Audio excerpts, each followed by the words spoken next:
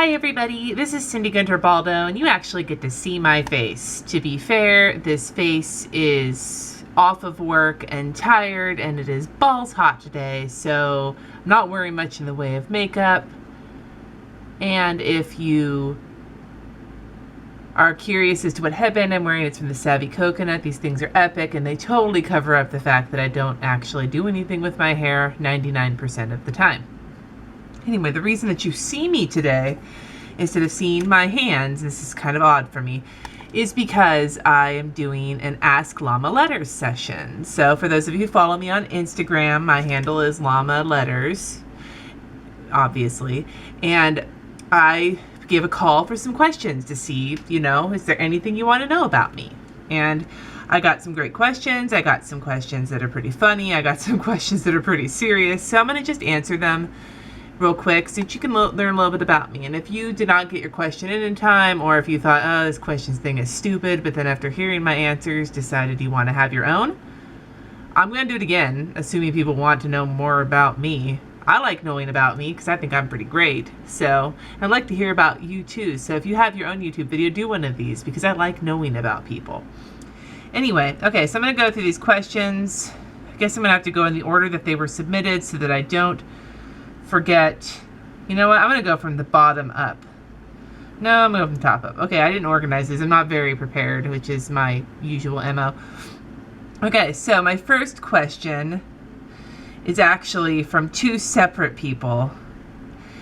And one is from, they both asked me, why is it that in my haul video that I just put out, why didn't I read the note from Plan with Ronald on Instagram? Because I said it was dirty, because it was dirty, but it was also funny. It wasn't like super gross. Honestly, I kind of felt bad saying something afterwards because I realized that that might make her look a lot skankier than she actually is. She's really not that. She's pretty awesome. But I didn't read it on camera because I didn't want to. It was private between her and I, and it still is. So if you really want to know what it says, I might ask her. But honestly, it was just a joke that basically could have been taken in a bad way. But then she said at the bottom, get your mind out of the gutter. And my mind's always in the gutter, so that's what says more about me than it does about Sarah. So that's why I didn't read it on camera. Not because it was so scandalous that nobody ought to hear it, but because it was personal, private, and, well, it's my time with her, not yours. Anyway, okay. On a scale of 1 to llama, how awesome are you really? The hilarious Cindy online persona would say, shit, I am like the llama-iest of llamas. But in reality, I don't know, maybe a 5. I come off pretty funny online because it's a lot easier to have your one-liners when you get a second to think about them. But in person, it takes me a little bit to actually come up with them. And I can be really fucking annoying. I can be very annoying, and I could be very obnoxious, and I can be really kind of like cranky and bitchy. My bitchiness, some people when they're online, their bitchiness tends to get more pronounced because they're behind a computer. For me, I actually am nicer online than I am in real life, so there's that. So I guess on a scale of 1 to llama, online, probably the llama-ist, and in real life, maybe 5, and I think that might be stretching it. Okay. Let's see here. Can you start a weekly doodle lettering challenge? I'm down for structured competition. I mean practice. I've actually thought about this, and I've talked to I've talked to somebody about it, about possibly doing it together. So this may come in the future, but honestly, I am probably one of the biggest procrastinators you will ever meet.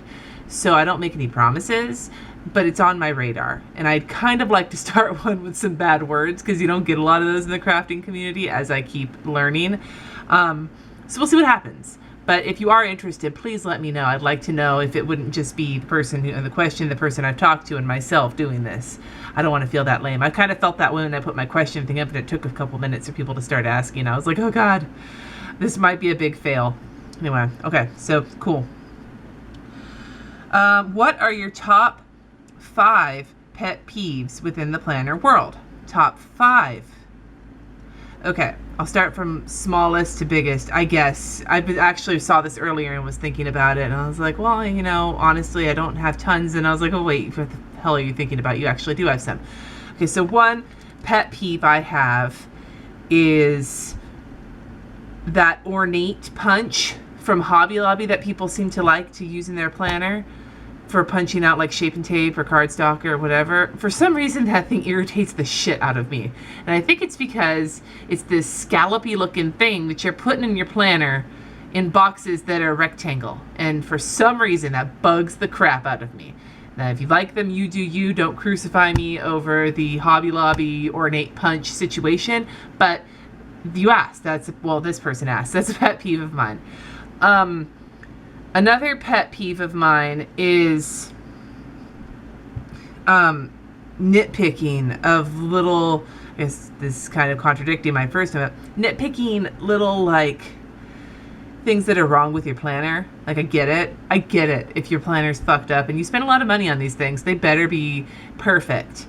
But on the same note, like I got some little black splotches on my foil cover. I really don't give that much of a shit. I like it. It's going to get covered up with a Woodlands Cottage Farm cover at some point anyway, so no big. That's just my peeve. I don't care if you actually feel that way. It is your life and your planner, and you can do what you want to do. That's something that irks me. And I don't know if I have 5, but the one that really bugs me, has been getting to me a lot lately, is people who, when they post their own layouts on, say, in the Facebook groups, you know, whether it's We Love EC or Planners Gone Wild or Erin Condren Fans or Kiki K, whatever. I'm not in those groups, but whatever. In any of those Inkwell Press.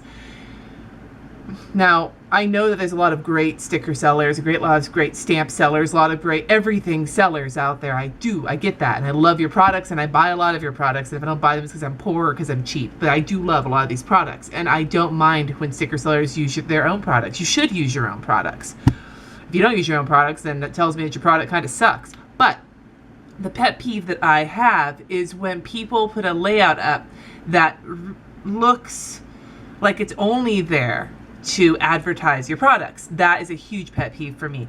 It doesn't feel authentic, and to me, my whole thing about planning, from my hot mess videos to the things I love to look at, the people's layouts I love to see, everything.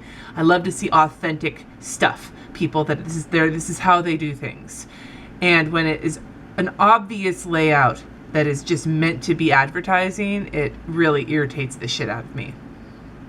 Now, this does not count sellers with, say, Instagram accounts who are putting pictures up of their new products or whatever. That doesn't bother me. That's your bag, baby. But when you say, like, oh, look at my layout for the week, and then it has, you know, only your stuff and done in a way where I'm like, that's not your fucking week's plan. Are you kidding me? I'm not that stupid.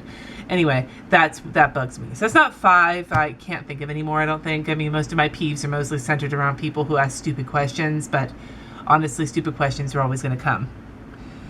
Okay, I would love to see a stop motion video of a week where you start completely blank, add a few stickers, washi, a few events, blah, blah, blah, fancy lettering. Okay, so yes. Stopping for pics occasionally. See your pages develop through stop motion. That's a really great idea.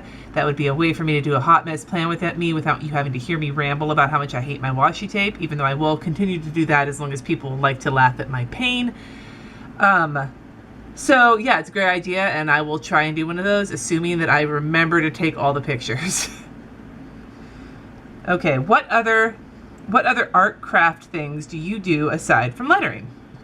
It's lovely. I'm an artist. I mainly do mixed media. I love to doodle and to cartoon draw. I'm not great at drawing people, my people, unless I'm caricaturing them, and even then it's kind of a shaky thing. But I love to make art in general. I'm attempt to dabble a little into some photography. I really love collaging and layering all the different like mixed media stuff. And I really like to draw little kawaii creatures. It's a big thing for me right now, mostly because it's easy and it's kind of brainless. So, well, not brainless for everybody, but brainless just in the sense if I draw the same shit over and over again, it gives me some way to zen out. I do like cut vinyl on my silhouette. I like to do some spray paint art. There's a whole shit ton of stuff I like to do that involves art and crafts. It's a lot. And I've tried knitting and crocheting. I'm not great at them. I can do it. I'm just not good at it or patient enough for it. And the only things I haven't really tried are like quilting and sewing. I'm scared shitless of trying to sew. But other than that, I do try a lot of things. I have so many art supplies. If you know, I'll show you a tour of my desk one day when I'm not lazy and it's clean. Anyway, yeah, so a lot of stuff. Okay. What do your older planners' journals look like, and are they as pretty? No, they are not as pretty. Matter of fact, let me see here. Okay, so this was my first Erin Condren. Before this, I always use paper planners. Let me see here. I always use paper planners. When I got this Erin Condren and I went in the We Love EC group for the first time back in like, I don't know, May or something of last year, I saw people decorating. When I finally got mine, I decided to give it an attempt to decorate, and it looked something like this. Before that, I had wanted a planner, but I couldn't justify the purchase because I couldn't afford it at the time. So I printed a planner, which probably cost as much as an AC would have. I lusted after planners. I used shitty planners, just ones you buy from Target or Staples or whatever, until I finally bought this EC. And now I own like a freaking Filofax and all this other crap. But they all just had writing. Color coding was about as far as I went into it until I discovered this whole, oh my God, you can decorate your planner with these things called washi tape. I went to Target, I bought like a roll of washi tape. I was so excited, and now I've got like this kind of shit going on, plus another box of this, plus more everywhere. So yeah, I fell down the rabbit hole. But yeah, so most of my old journals and planners just had scribbling in them, like chicken scratch. You couldn't fucking read it. The lettering thing in the planner, I have been doing lettering for years, but I never thought about doing it in a planner. I actually never thought about doing it in a journal either for a long time. I just did it at work, and when I felt like it, it was sort of on scrap paper kind of thing. So I'm actually very appreciative of the planner community for inspiring me to use my lettering in my planner, mainly because I don't think I ever would have thought of it on my own. I am not that creative. For as many ways as I'm creative, that's not one of them. Okay, what we got here? Oh, it's a deep question. Why did you and your ex-husband, your children's dad, get divorced, and are you on good terms with him? Well, you know, I also happen to know, I don't know if they always do, but I know that people in my real life actually watch these videos. So hi. My kid's dad and I, we just got married when we were pretty young, and we had a lot of things happen in our life together, a lot of tragedies. And as we grew older and kind of came into our own personalities, we weren't compatible anymore. I'm not sure how compatible we were at the beginning, but we were young and stupid and didn't know any better. So we weren't compatible, and it kind of combusted. But now we are on just fine terms because we are both married to wonderful people who are great at keeping us on the level. And so things are great, as good as they could be, I could imagine, for two people who, when they get angry at each other, can get really angry at each other. For the most part, we actually have a pretty stable life. I actually work with him, so you know, it's cool, man. Like, there's no real animosity there, at least that I'm willing to talk about it on YouTube. So yeah, we're on good terms. We parent just fine together, and we are both lucky enough to have we are both lucky enough to have phenomenal spouses who keep us on the path to being great co-parents together. So yeah, so that's the answer about that. Okay. And for those of you who don't realize, I do share custody of my kids 50%, and I wouldn't have it any other way with him. Okay. What is a llama? Just kidding. I'm totally bullshitting. I know you're active in a church community, but you also mentioned in a video that you're not a Bible reading girl. Sounds interesting. Can you tell me more? Yes, I can. I am a Unitarian Universalist. It's a faith that came out of Christianity, a couple of different sects of Christianity that were kind of rebels in their own way. They came together, and over time it has evolved to be more than just a Christian-based religion. Now at this point, it's got members that are pagan. It's got members that identify as humanist. I'm one of those people. I identify as humanist within the UU community. Buddhists, Christians, Jewish people, there's Muslims, there's people of all, and atheists. There's people of all kind of paths, religious paths that kind of found a home within the UUs. The reason I'm not a Bible reading girl is I'm a humanist. I've read the Bible and I see a lot of meaning in it, but to me it is a text that I can gain wisdom from, but it is not a religious book to me. But I am very active in my church community. I'm on my church's board of trustees, and I just spent a week at our General Assembly. So for anybody who might be interested in a religion kind of along those terms, go look it up on the internet. It's pretty rad. So yeah, that's how that all works out. Anyway, let's see here. I would love to know how you got into lettering and being a lettering artist. Well, I've always loved great handwriting. I've always messed with my own handwriting. My whole life, I've always played with my handwriting and treated it like art. And then by happenstance, when I was working at Trader Joe's, there was an opening in the sign room and I had great handwriting, so I happened to bounce in and pick it up even more, and then it became a passion of mine. So it was kind of a happy accident. Handwriting's always been something I've been interested in, but I never really started laying it down for learning new fonts and learning mad lettering skills until I got paid to. So that's how I did it. Okay. Let's see here. Okay, sorry. Have you always been a planner girl? When did you start using a planner? Well, I have used planners since I was like 11, 10 maybe. But like I said in the earlier question, I didn't really start getting into like the awesome world of fancy awesome planners until last year. But I have always used a paper planner. The idea of using a computer or a phone to schedule my stuff is foreign and terrifying to me. I'm one of those people who has to write things down to be able to remember them and to be able to process them. Tell us more about your real job. I know you letter there. Well, I'm a Trader Joe's sign artist. That's my job, is art, but also lettering. Mainly lettering. We write every Trader Joe's has its own crew of artists. They do everything else in the store. Trader Joe's sign artists, will work, register, and throw product and work with customers, but their job is to keep the store in signs, like all the shelf signs, all the display signs, all of that. That's Trader Joe's artists. And each store has their own look because of their own artists. So that's my job, and I really love it. So the next time you go into a Trader Joe's, take a look at the art, look around at it, because that's all done by somebody who works there or used to work there. And it gives it a flavor that each store kind of develops on its own, with its own community and everything else. I think that's really cool, and I love my job. Favorite band? I have 5. Muse, Cake, Journey, The Beatles, and Weird Al. And Pentatonics and Delta Ray are both like nipping at their butts. And Janelle Monáe. I love music. This is not even like touching the people that I love. Favorite book?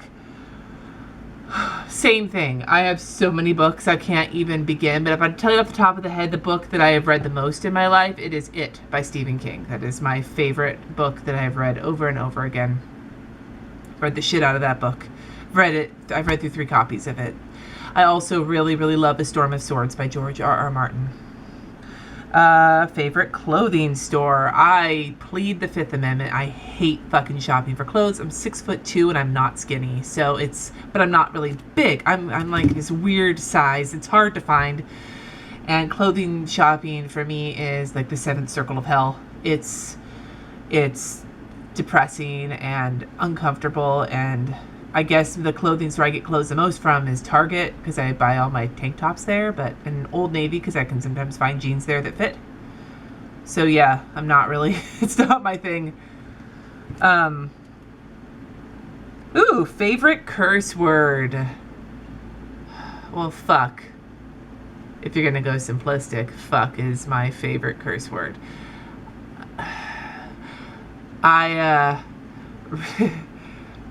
Though lately my favorite one to say when I'm really frustrated is cock smuggler.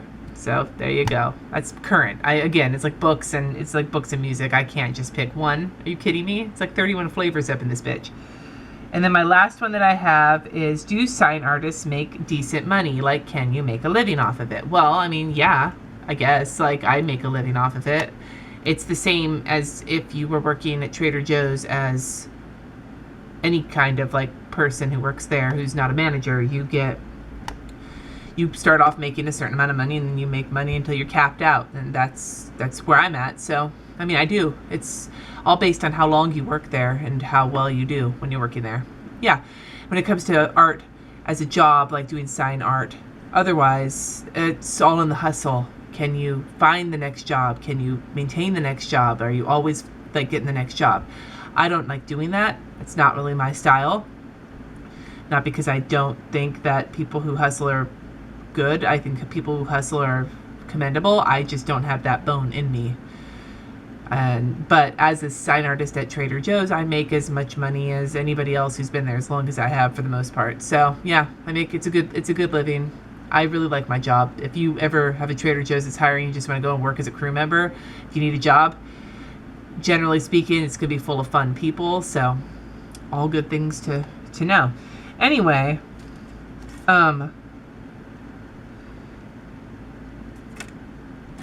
so that's all the questions I have. I will maybe do this again, depending on how people feel about it. And if you want to know what Plan with Ronald said to me, I will consider reading it at a later date. Anyway, thank you for watching, and thanks for looking at my skeezy face today. If you aren't too terrified, then tune in later this week, because I'm hoping to get the next episode of Llama's Love Lettering up. Anyway, peace out.